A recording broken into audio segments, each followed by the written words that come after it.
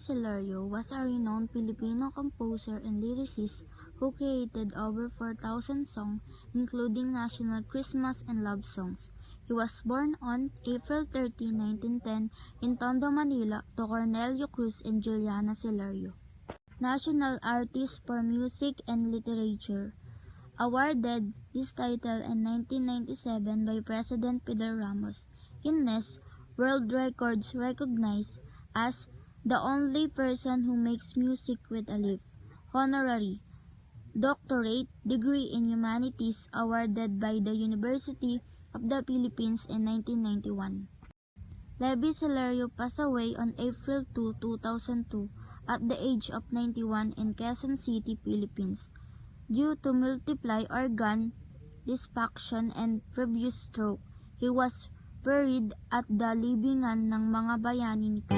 Sana'y di magmaliw ang dati kong araw nang munti pang bata sa piling ni nanay.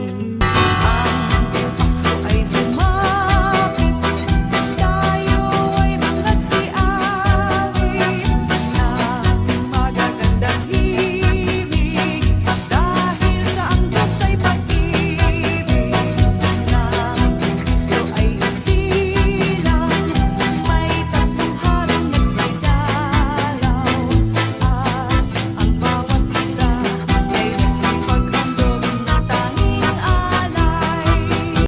Federico Caballero, December 25, 1935 to August 17, 2024, was a Filipino chanter of Philippine epic poetry.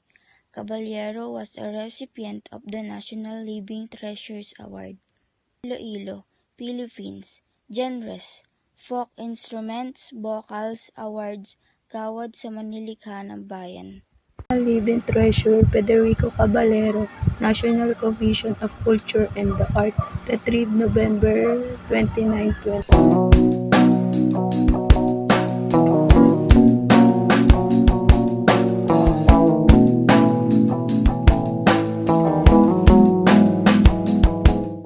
Samaon Sulaiman was a Filipino musician who was a recipient of the National Living Treasure Award.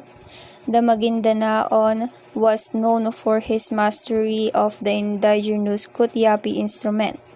Born on March 3, 1953, Sulaiman first learned to play the Kutyapi at around 13 years old from his uncle. Died May 21, 2011 at the age of 58 years old, Manila.